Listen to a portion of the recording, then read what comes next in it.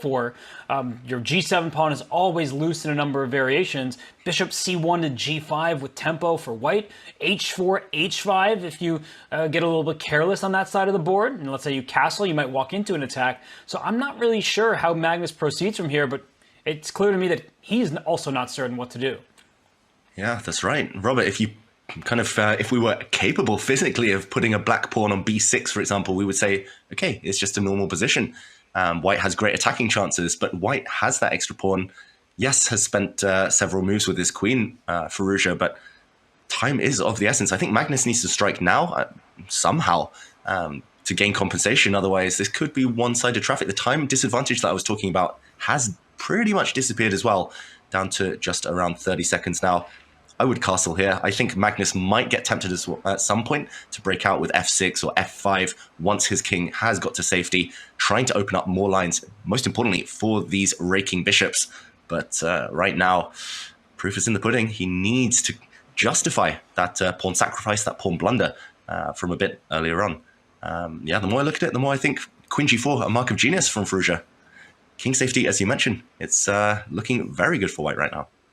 So Firouzja doing an excellent job at the moment. Magnus desperately trying to find the accurate path forward. I like what you said, castle and an f-pawn push for black. That helps open up more avenues of attack. Maybe Magnus is also thinking about the direct path, queen b8, going right after e5, because he may want to induce f2 to f4. I'm not 100% sold on how much that helps black now that the queen is on g4 defending the king side, but he does go for that, and I think that Alireza, now is the time to get in the flow. Like, if he can play f4 quickly and then put Magnus back on the clock, I think that he is going to be in good shape, but I can get why he would be hesitant to make that move. It does open up some diagonals in front of his king. That's right. I was warning against f4 just a few moments ago, but now it is slightly more of a different story here. The white queen is perched, perfectly on the right flank here. She's protecting her king, also potentially attacking. So, okay, we do see the moves we were expecting. f4 defending a pawn, black castles. I think Magnus at some point will have to try to gamble, break the white stronghold in the center, f6 or d6. And still plenty of play ahead. The black queen, you might be asking at home, why is she parked on this square? She is exerting some pressure on the white queen side. So every pawn you drop, it means you get open lines. Some solace there, but knight e4 heading in that direction, Robert. One or two more moves and it might be Firouzja. His attack that is deadly after all. This one is hanging in the balance. The eval bar says level, but it's anything but calm right now. And I love moves like knight to e4. Any Sicilian, you want to bring that firepower towards the king side, especially with the bishop on d3. There will be some attacking chances if that knight can get to g5. And your idea, David, which was such a good one, f6 or f5, it looks a lot less appealing now because white takes a... Oh, okay, it looks less appealing to me, but it's a great move from Magnus. I would be way too scared to play like this, David, and yet it was the best decision from black. Yeah, I think it was born out of necessity, that choice. I liked the idea when the white knight wasn't lurking in the center near the black king. And suddenly the black knight is the only thing preventing a decisive attack. But I think more urgently, Magnus realized he needed to open up his bishops. He needed to break white's bind in the center. And yeah, risky decision, but ultimately justified. And Firouzja at least has to deal with some threats of his own now. This pawn is hanging. A second f5 move is threatened with a proper fork. And wow, Robert, I was going to say we should check out Division 2, Division 3, but suddenly just this last move alone and things have exploded. And we do have a draw between Denis Lazovic and Wesley So. These two players, I mean, some of the most solid on the planet. Not surprised that there's little separating them. We will keep everyone updated as more results come in. But, I mean, you mentioned f5 for black. I was thinking f5 for white at the moment. I'm not sure how viable it is because it drops h2 with check. And, okay, I keep saying how I wouldn't do something. Then I say how I will, and then it happens on the board. But h2 is hanging right now, and Magnus picks it up. Material is even, David, but this position is chaotic. It's chaotic purely because both kings are under fire right now. The white king, temporarily safe, you might say, in the corner, but won't be safe forever. There's not much shelter around it right now. And the black king under serious pressure as well. Knight takes f6 is the immediate threat. I guess black can defend against that in multiple ways. Dropping the bishop back looks relatively healthy, but white's going to add more kind of wood to the fire here. Bishop's going to land on h6. The cage will be closing around the black king. I think I would still take white here, Robert. He might have given the pawn back, but another good tip for everyone at home, sometimes materialism, you don't have to worry about it. It's more about getting to the enemy king. There's so many different ideas in this position. I'm already looking at tactics. If that knight on e4 were to move, that g2 pawn feels very tender. There will be sacrifices available on that square. So in a way, I'm wondering, is knight takes f6 actually a threat?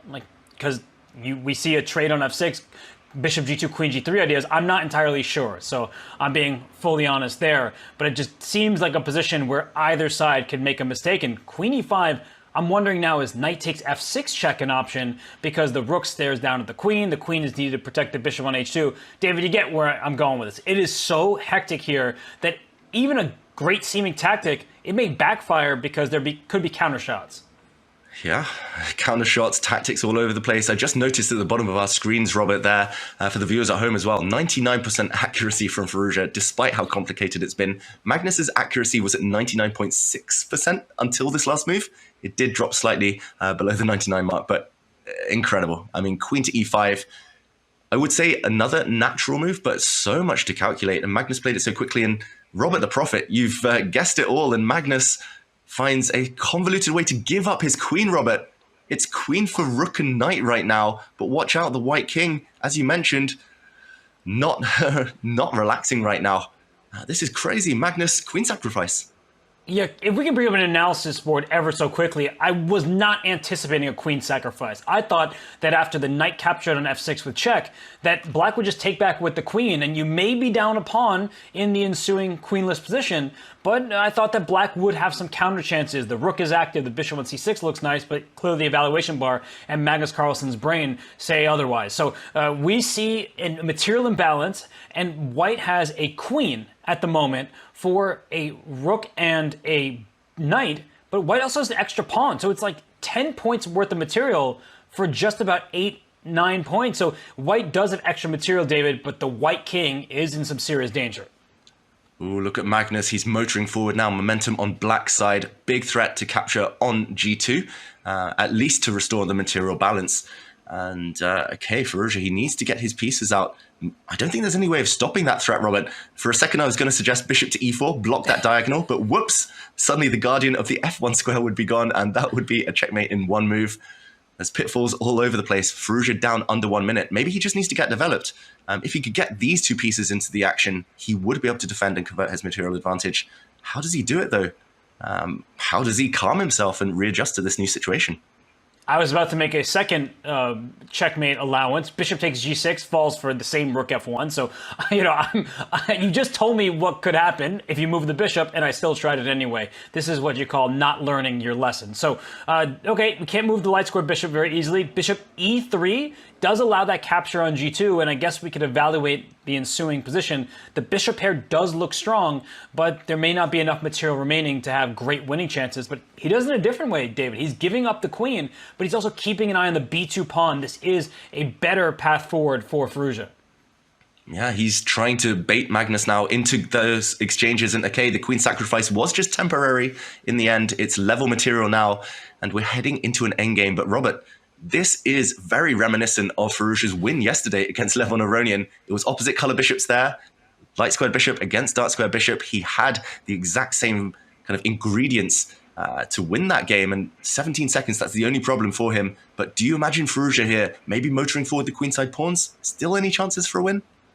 This looks a lot like that game against Levon from yesterday. And for black, you have the worst pawns. They're all isolated. That means another pawn can't defend it. You have to use your more valuable pieces. But look at Magnus. He's trying to counter. He's trying to put pressure on white's vulnerable pawns. And if you go rook b8, white will play this little move, rook to a2, and just keep everything honest. So look at the rook swing over here. David, this is not going to be easy for Magnus. And he does give up the h-pawn. And Magnus does make it look easy. Is his point now that you give a pawn with check, but b2 is falling. If you push b2, down goes c3, and the whole chain will just collapse.